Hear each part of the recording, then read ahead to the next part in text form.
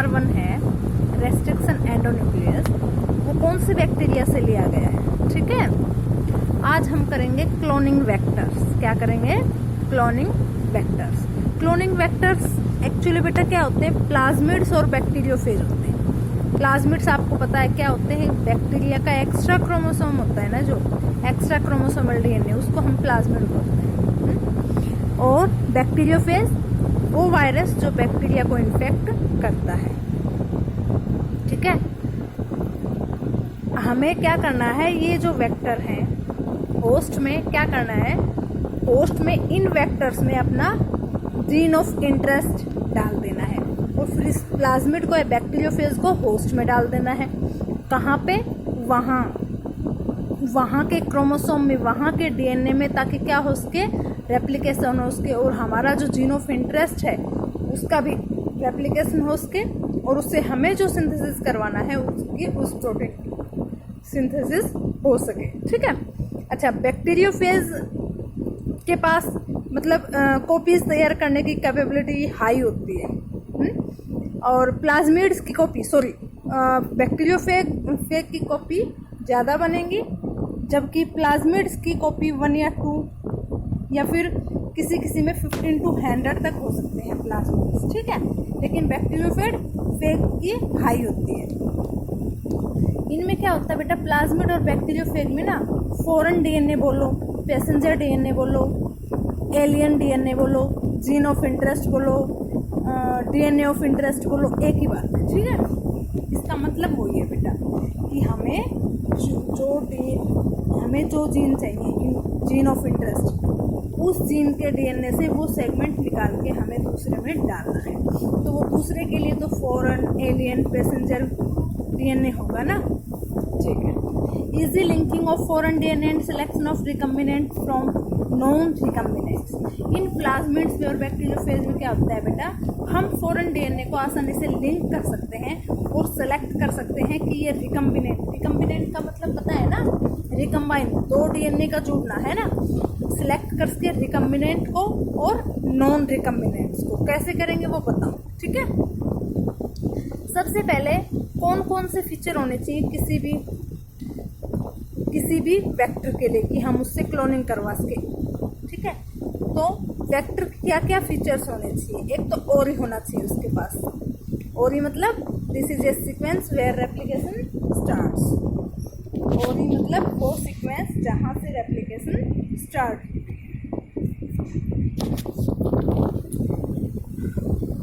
And any piece of DNA linked to this sequence can be made to replicate within host cell। और अगर हमने वहाँ पे उसके आसपास हमारा पीस ऑफ डीएनए जो हमारा जीन ऑफ इंटरेस्ट है उसको अगर उस सीक्वेंस के साथ में लिंक कर दिया तो वो वहाँ पे जाके होस्ट सेल में जाके क्या करेगा? रेप्लिकेट करेगा और इसकी बहुत सारी कॉपी तैयार हो जाएंगे, ठीक है। कॉपी नंबर इंक्रीज होंगे, कॉपी नंबर हाई होंगे, ओके। दूसरा क्या होना चाहिए इनका feature? Selectable marker. Selectable marker का मतलब जिसको हम सेलेक्ट कर पाए, मतलब सिलेक्टेबल मार्कर का मतलब जिससे पता चले कि हाँ ये है वो बैक्टीरिया या वेक्टर जिसमें हमने अपना जीन ऑफ इंटरेस्ट डाला है। Which helps in identifying transformants and eliminating transformants. Selectable marker की हेल्प से ही हम पता लगा पाएंगे कि ये ट्रांसफॉर्मेंट डीएनए है और ये नॉन ट्रांसफॉर्मेंट है। ट्रांसफॉर्मेंट का मतलब जिसमें हमने अपना जीन ऑफ इंटरेस्ट ट्रांसफ़र कर दिया है उसको हम क्या कहेंगे? ट्रांसफॉर्मेंट। और जिसमें नहीं किया है उसको नॉन ट्रांसफॉर्मेंट, ठीक है। सिलेक्टेबल मार्कर कुछ मतलब ऐसे जीन होते हैं, जीन सीक्वेंस होती है जिससे हमें पता चल जाएगा जो भी हम डालेंगे कि इसका ये फीचर है तो ये ट्रांसफॉर्मेंट है और ये नॉन ट्रांसफॉर्मेंट है। मतलब ट्रांसफॉर्मेंट का मतलब कि इस वेक्टर में हमने अपना जीन ऑफ इंटरेस्ट ट्रांसफ़र कर दिया है तो ये ट्रांसफॉर्मेंट बन गया है ना। नाउ ट्रांसफॉर्मेशन क्या होती है? वही बात, is a process through which a piece of DNA is introduced in host bacteria. वो प्रोसीजर जिसके द्वारा हम अपना piece of DNA, gene of interest introduce कर देंगे उस बैक्टीरियम में, इस प्रोसेस को हम ट्रांसफॉर्मेशन बोलेंगे, ठीक है ना। Gene encoding resistance to antibiotic such as.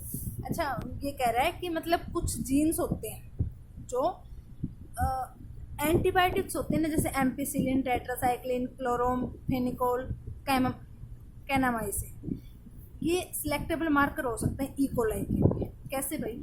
क्योंकि देखो नॉर्मल इकोलाई के पास तो ऐसी जीन्स की सीक्वेंस नहीं होगी जो किसी भी एंटीबायोटिक के प्रति रेजिस्टेंस हो, है ना।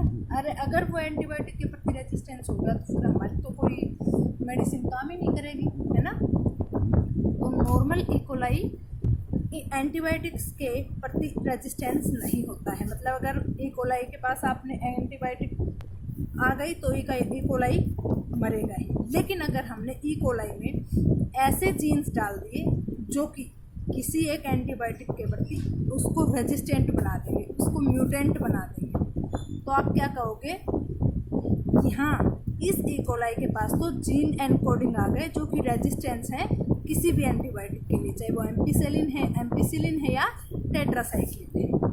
हम डालेंगे उसमें जीन हमारे, तब होगा वो म्यूटेंट, तब होगा वो ऐसा मतलब रेजिस्टेंस एंटीबायोटिक के अगेंस्ट। और ये हमें पता है normal E coli cell do not carry resistance against any of these antibiotics. तो यहाँ से हम सेलेक्टेबल मार्कर ले सकते हैं। कैसे लेंगे? कोई इकोलाई है, उसमें हमने जीन ट्रांसफर कर दिया जो कि रेजिस्टेंस है टेट्रासाइक्लिन के लिए, है ना। तो वो उस बैक्टीरिया को हम टेट्रासाइक्लिन के मीडियम में ग्रो करवाएंगे, वो ग्रो कर जाएगा। क्यों? क्योंकि उसके तो रेजिस्टेंस जीन है, तो वो नहीं मरेगा। लेकिन अगर तुम नॉर्मल इकोलाई को डालोगे तो वो मर जाएगा। यहाँ से हम आराम से पहचान लेंगे कि ये हमारा इकोलाई है जिसमें हमने जीन ऑफ इंटरेस्ट डाल रखा है, और ये जो मर गया ये नॉन रिकम्बिनेंट था, नॉन ट्रांसफॉर्मेंट था, जो एलिमिनेट हो गया, है ना। इसके बाद तीसरा फीचर होना चाहिए क्लोनिंग साइट्स। मतलब जहाँ पर क्लोनिंग होनी है वो साइट वेक्टर के पास कम हो, अच्छी बात है, एक हो बहुत अच्छी बात है। Recognition site for the commonly use restriction enzyme, किसी जो हम कॉमनली यूज़ करते हैं रेस्ट्रिक्शन एंजाइम्स, जो जहाँ पे जाके उस पर कट लगाएंगे। अगर बहुत सारी रिकॉग्निशन साइट्स है किसी एक रेस्ट्रिक्शन एंजाइम्स की, तो जाके कट लगा देगा और फ्रेगमेंट्स में टूट जाएगा, वो हमारे किस काम का आएगा। तो अच्छा है कि उस वेक्टर के पास एक हो ऐसी रिकॉग्निशन साइट उस रेस्ट्रिक्शन एंजाइम के लिए, या फिर बहुत कम हो, ज़्यादा ना हो। क्यों? अगर एक से ज़्यादा रिकॉग्निशन साइट्स होंगी with in vector will generate several fragments which will complicate gene cloning, तो उससे जीन क्लोनिंग में कॉम्प्लिकेशंस आ जाएंगे। यहाँ तक बात क्लियर है? ओके, नाउ हमें क्या करना है? Ligation of alien DNA is carried out at A restriction site at present in one of the two antibiotic resistance gene. हमने क्या करना है? एलियन डीएनए है या फॉरेन डीएनए है, उसको रेस्ट्रिक्शन साइट पे लेके गए, वहाँ पे लाइगेशन करवा दी उसकी, मतलब वहाँ पर उसको अटैच कर दिया, है ना। Is one of the two antibiotic resistance genes, जहाँ पर दो एंटीबायोटिक रेजिस्टेंस जीन है, एक तो टेट्रासाइक्लिन के लिए और दूसरा एम्पिसिलिन के लिए, है ना। अब हमने जो फॉरेन डीएनए लाइगेट करवाया ना, इससे पहले एक बार ये डायग्राम देखो। E coli cloning vector, E coli cloning vector, इसका नेम है PBR322, और इसकी नेम लेबलिंग अच्छे से याद होनी चाहिए। इसका नेम PBR322, इसका क्लोनिंग वेक्टर है ई कोलाई का, ये इसका है यानी कि ओरिजिन ऑफ रेप्लिकेशन, ये है ROP, बताऊंगी क्या होता है, और ये इसकी रेस्ट्रिक्शन साइट्स हैं, ठीक है। रेस्ट्रिक्शन साइट्स SL1 के लिए, PMH1 के लिए, HIND3 के लिए, CLA1 के लिए, EcoR1 के लिए, PVU1 के लिए, ठीक है, और PST1 के लिए। ये रेस्ट्रिक्शन एंजाइम्स हैं और ये इनकी रिकॉग्निशन साइट्स हैं, ठीक है।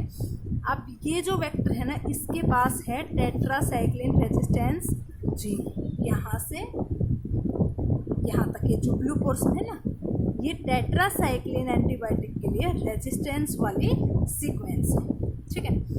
और ये ब्लू पोर्शन है, ये है एम्पिसिलिन रेजिस्टेंस एम्पिसिलिन एंटीबायोटिक के लिए रेजिस्टेंस जीन सीक्वेंसिंग है। ठीक है, अब ये कह रहा है कि हमने कोई एलियन डीएनए लेके आए और उसको हमने यहाँ पर ट्रांसफ़र कर दिया इस साइड, इस जीन सीक्वेंस। तो जैसे ही हम उसको ट्रांसफ़र करेंगे वो यहाँ पे आके अटैच हो जाएगा। तो टेट्रासाइक्लिन जो रेजिस्टेंस जीन सीक्वेंस है वो तो ब्रेक हो गई, उसको इनएक्टिव कर दिया, क्योंकि हमने नया जीन ऑफ इंटरेस्ट इसके अंदर इंसर्ट कर दिया। और जब नया जीन ऑफ इंटरेस्ट इंसर्ट करेंगे तो जो इसके अंदर जो जीन की सीक्वेंस है वो ब्रेक हो जाएगी और फिर वो रेप्लिकेट नहीं हो पाएगी। तो अब ये कैसा बैक्टीरिया बन गया? अगर हमने इसमें अपना कोई जीन ऑफ इंटरेस्ट डाल दिया तो टेट्रासाइक्लिन रेजिस्टेंस था, अब ये नहीं रहा। ठीक है, लेकिन एम्पिसिलिन के प्रति अभी भी रेजिस्टेंस है। ठीक है, अब हमने इस ई कोलाई को लिया और टेट्रासाइक्लिन वाले मीडियम में डाला, वहाँ पर क्या होगा? ये मर जाएगा।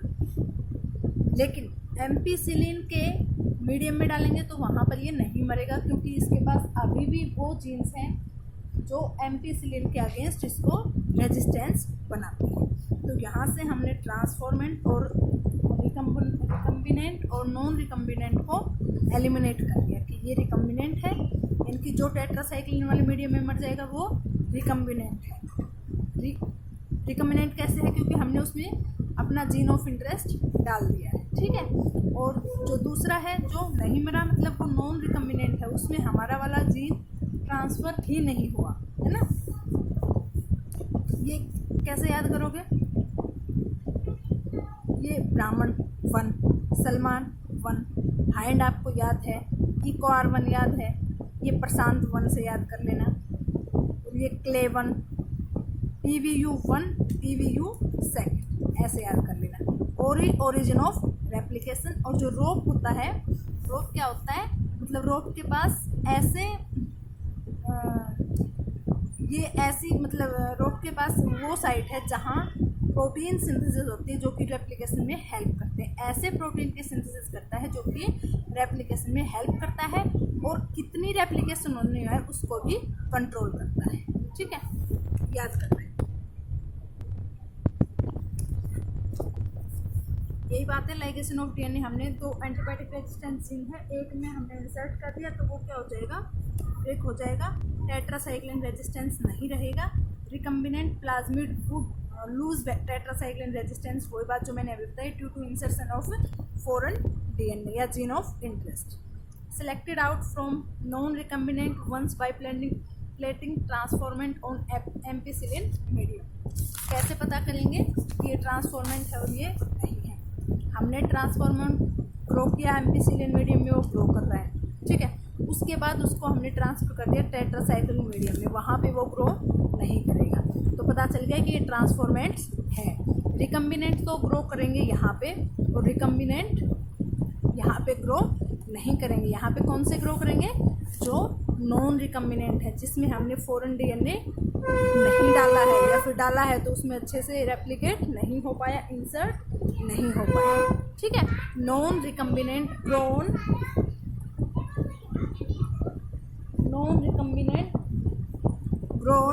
बोथ मीडियम, और रिकम्बिनेंट सिर्फ एम्पिसिलिन मीडियम वाले में ग्रो करेंगे, टेट्रासाइक्लिन वाले में ग्रो नहीं करेंगे। 1 antibiotic resistance gene help in selecting the transformant. ऐसे एक रिकम्बिनेंट रेजिस्टेंस जो जीन है उसने हेल्प किया हमारा कि हम ट्रांसफॉर्मेंट को और नॉन ट्रांसफॉर्मेंट को सिलेक्ट कर सकें। ट्रांसफॉर्मेंट को हमने सिलेक्ट कर लिया। Whereas other genes get inactivated due to insertion.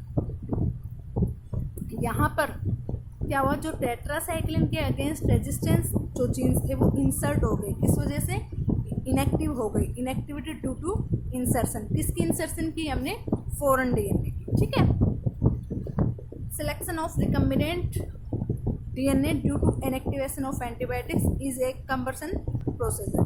ये लंबा प्रोसेस है, इसमें हमें इस मीडियम में डाला, फिर इस मीडियम में डाला, ऐसे करना पड़ेगा। ठीक है, इसके अल्टरनेटिव एक और मेथड है। कौन सा? अल्टरनेटिव सिलेक्टेबल मार्कर है on the basis of their ability to produce colour in the presence of chromogenic substrates. मतलब वो उनके पास कलर प्रोड्यूस करने की एबिलिटी होती है क्रोमोजेनिक सबस्ट्रेट अगर प्रेजेंट है तो। ई कोलाई के पास आपको पता है बीटा ग्लैक्टोसाइडेज एंजाइम होता है जो कि लैक्टोज को ब्रेक करता है। किस किस में, वो आप मेरे को लिख दीजिए, ठीक है। अब ये बीटा ग्लैक्टोसाइडेज एंजाइम की सीक्वेंस है कि ये जीन सीक्वेंस है, इससे ये एंजाइम तैयार होगा और ये एंजाइम जब लैक्टोज को तोड़ता है ना तो ब्लू कलर प्रोड्यूस करता है, ठीक है। जब ये लैक्टोज को ब्रेक करता है तो ब्लू कलर प्रोड्यूस होता है। अब हमने क्या किया, जो ये जीन सीक्वेंस है ना इसके अंदर हमारा कोई जीन इंसर्ट कर दिया। जैसे हमने जीन इंसर्ट किया वही बात है, तो क्या होगा, बीटा ग्लैक्टोसाइडेज एंजाइम को प्रोड्यूस करने वाला जो जीन्स है वो इनएक्टिव हो जाएंगे, है ना। और इनएक्टिव हो गया मतलब अब बीटा ग्लैक्टोसाइडेज एंजाइम नहीं बनेगा तो लैक्टोज को नहीं ब्रेक करेगा, लैक्टोज को ब्रेक नहीं करेगा तो ब्लू कलर प्रोड्यूस नहीं होगा। तो मतलब जो ये ई कोलाई बैक्टीरिया है ये ब्लू कलर नहीं प्रोड्यूस करेगा। अगर रिकम्बिनेंट हो गया है तो, ट्रांसफॉर्मेंट है तो। लेकिन अगर हमारा जीन ऑफ इंटरेस्ट इसमें नहीं डला तो ये क्या करेगा, ये ब्लू कलर प्रोड्यूस करेगा। अब हम देख के ही पता लगा लेंगे कि ये रिकम्बिनेंट ई कोलाई है और ये नॉन रिकम्बिनेंट ई कोलाई है ना। रिकम्बिनेंट ब्लू कलर प्रोड्यूस नहीं करेगा, non recombinant blue colour produce करेगा, क्योंकि बीटा ग्लैक्टोसाइडेज एंजाइम को प्रोड्यूस करने वाले जीन्स को हमने इनएक्टिव कर दिया और इनएक्टिव होते ही वो ब्लू कलर प्रोड्यूस नहीं कर पाएंगे, क्योंकि ये लैक्टोज को ब्रेक ही नहीं करेगा और लैक्टोज को जब ब्रेक करता है ना तभी तो ब्लू कलर प्रोड्यूस होता है। समझ आया? ठीक है, यहीं तक करवाऊंगी आगे। सॉरी, ये और करवा देते हैं। Vectors for cloning genes in plant and animal, ये बात समझ आ गई। अब है कि वेक्टर्स का यूज़ करना, हमने जीन क्लोनिंग अब प्लांट्स या एनिमल्स में भी करवानी है, ठीक है। तो उसके लिए हमें वेक्टर चाहिए। वेक्टर और ये सिस्टम हमें किसने बताया, वायरस और बैक्टीरिया ने बताया कि हम तो ऐसे अंदर चले जाते हैं और अपना जेनेटिक मटेरियल डालते हैं और वहाँ पे कॉपी तैयार कर लेते हैं। साइंटिस्ट ने सोचा ठीक है तुम ऐसा करते हो, हम भी तुम्हारा यूज़ कर लेते हैं। प्लांट्स में इन्फेक्शन करता है एक बैक्टीरिया है एग्रोबैक्टीरियम ट्यूमिफेसिएंस, ठीक है, जिसको टीआई प्लाज्मिड बोला जाता है। और ये क्या करता है, प्लांट्स की सेल में अपना जेनेटिक मटेरियल छोड़ देता है और वहाँ पे अपनी कॉपी तैयार करवाता है और प्लांट्स में ट्यूमर प्रोड्यूस कर देता है, इसीलिए इसका नाम है टीडीए, ये टी प्लाज्मिड, ठीक है, ट्यूमर प्रोड्यूस कर देता है। ऐसा ही दूसरा है एग्रोबैक्टीरियम राइजो बीसीएम, इसका नाम फिर बताऊँगी मैं, आरआई प्लाज्मिड। ये क्या करता है, जब प्लांट में इन्फेक्ट करता है ना तो प्लांट्स में बहुत ज़्यादा रूट हेयर्स प्रोड्यूस होते हैं, ठीक है, समझ लो। और ऐसे ही रेट्रोवायरस होते हैं एनिमल्स में, रेट्रोवायरस एनिमल्स में होते हैं ना, एनिमल्स में या ह्यूमंस में क्या करेंगे, अपना जेनेटिक मटेरियल इंसर्ट कर देंगे या डाल देंगे और उसमें अपनी कॉपी तैयार करवाते हैं। तो अब साइंटिस्ट क्या करेंगे, इन बैक्टीरिया को लिया, इसके प्लाज्मिड में या इसके डीएनए में हमने अपना जीन ऑफ इंटरेस्ट डाल दिया, तो ये जो अपना काम करते हैं ट्यूमर प्रोड्यूस करने वाला वो नहीं कर पाएंगे, है ना। कौन सा काम करेंगे, जो साइंटिस्ट ने या इंजीनियर ने इसके अंदर जो जीन डाल दिया ना वही काम करेंगे इस पर, ठीक है ना। यहाँ पे इनकी चालाकी नहीं चलेगी। कोई भी जो भी हमें प्लांट्स में जो भी प्रोटीन की सिंथेसिस करवानी है वही जीन इसके अंदर डाला और इसको भेज दिया, ठीक है। ऐसे ही रेट्रोवायरस में क्या किया, we insert our gene of interest for cloning in plants and animals. Retrovirus में भी आपको वायरस का ये डायग्राम पता ही है, इसका हमने कवर लिया, इसका जो डीएनए है उसको कट किया और अपना जीन ऑफ इंटरेस्ट डाला और फिर इस रेट्रोवायरस को छोड़ दिया किसी एनिमल की सेल पे, और वो तो क्या करेगा, इन्फेक्ट तो करेगा, अपना जेनेटिक मटेरियल ट्रांसफर तो करेगा। अब इसको ये तो पता नहीं क्योंकि इसने बायोटेक्नोलॉजी वाला चैप्टर तो किया नहीं, है ना। तो ये क्या करेगा, वहाँ पे जाके अपनी कॉपी तैयार करवाएगा, रेप्लिकेशन करवाएगा, लेकिन इस बार रेप्लिकेशन हमारे जीन ऑफ इंटरेस्ट की होगी, जो कि हमारे इंटरेस्ट के लिए होगी और हमारे फ़ायदे के लिए होगा, ठीक है। इस बार कुछ अच्छा काम करके आएंगे, इससे पहले क्या कर रहे थे, बेकार काम कर रहे थे। रेट्रोवायरस क्या करते हैं, कैंसर कोज करते हैं एनिमल्स में ह्यूमन्स, ठीक है। यहाँ तक हो गया बेटा, कोई भी दिक्कत हो पूछ लेना। ठीक है। Thank you.